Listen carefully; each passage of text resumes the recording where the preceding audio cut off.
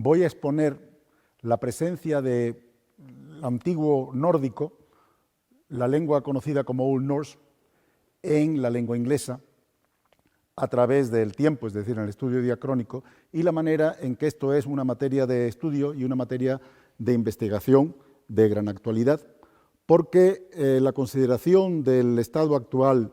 de la lengua inglesa nos revela la presencia de diversos elementos gramaticales que no tienen su origen en los principios del inglés, en los llamados dialectos anglosajones, sino que pertenecen al lenguaje conocido comúnmente como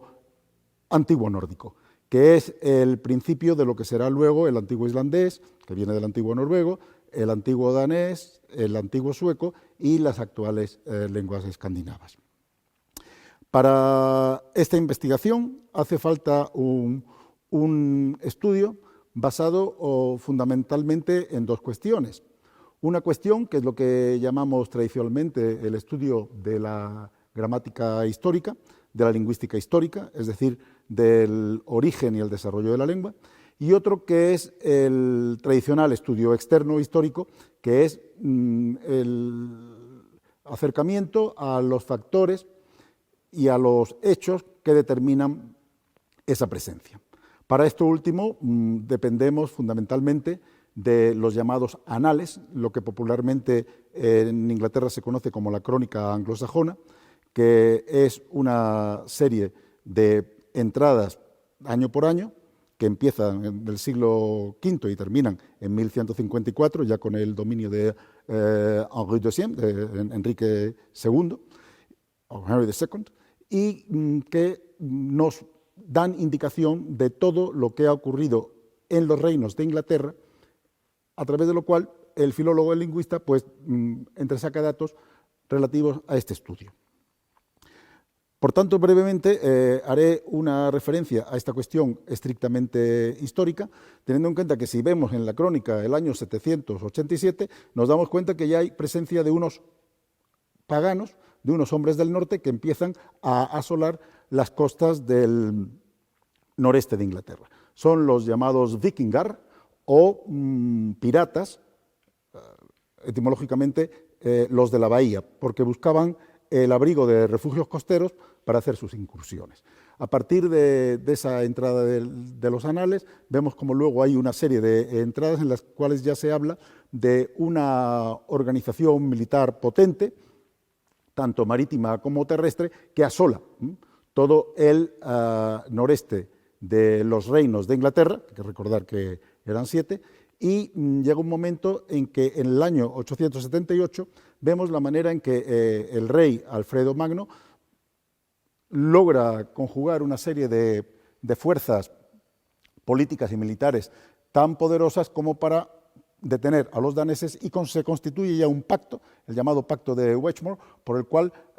los daneses ocupan una parte de Inglaterra, y que es lo que actualmente es Northumberland, Yorkshire y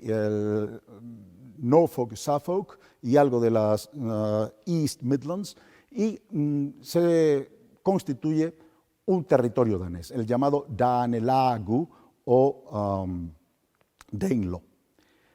Esto es fundamental para conocer cómo hay un desarrollo ya de una sociedad que podemos llamar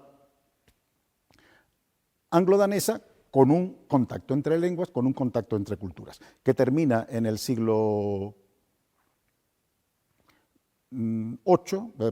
termina en el siglo X, concretamente en el año 952, con la muerte de Eric Blodax, con lo cual allí concluye el reino danés y ya se conforma un solo reino de Inglaterra. Dicho esto, lo que tengo que comentar es cómo en esos siglos se fundamenta una relación lingüística, social y cultural que da como resultado el que podamos estudiar una serie de elementos fundamentales en la lengua inglesa. Por ejemplo, en el estudio de sustantivos vemos un tipo que es la palabra estrictamente del antiguo nórdico que aparece en el inglés actual. La palabra inglesa sky, cielo, no es inglesa, porque la palabra inglesa era heaven, que da en inglés heaven, que se refiere actualmente al cielo como paraíso cristiano. frente a la palabra original ski, que es nube, y esa es la que se instala. Otro tipo de palabra, la palabra que desplaza totalmente al elemento inglés. La palabra actual inglesa egg, huevo, pues no es inglesa, es también del antiguo nórdico, porque la palabra original, eie, desaparece a final del siglo XV, aunque coexiste durante varios siglos. Otro elemento típico de estudio, la misma palabra que he mencionado antes, el Danelagu, el Danelaw, el territorio de la ley danesa. Pues la palabra law, tan conocida en inglés, no es una palabra inglesa, porque la palabra inglesa para la ley, para el derecho, era Gericht, que es lo que actualmente es el adjetivo right o el sustantivo right, como en human rights, sino que la palabra original danesa era log, lag o lag, y es la que se instala como forma conceptual de importancia en el sistema de justicia anglosajón.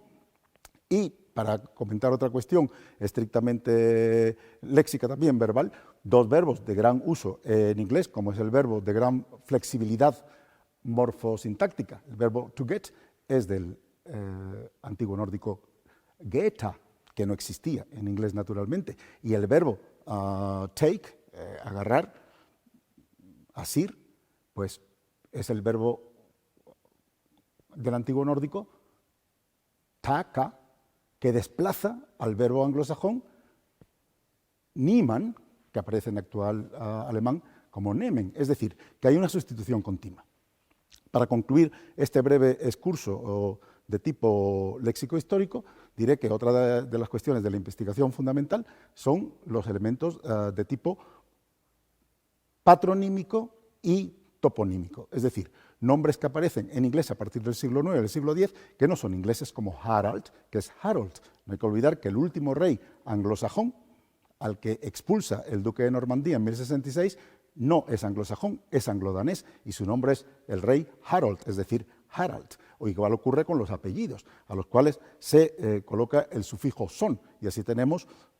Magnusson o Harold Godwinson, es decir, esa costumbre nórdica aparece en el inglés. Y he hablado también de los elementos de toponimia, que son básicos para comprender este estudio y para ver la referencia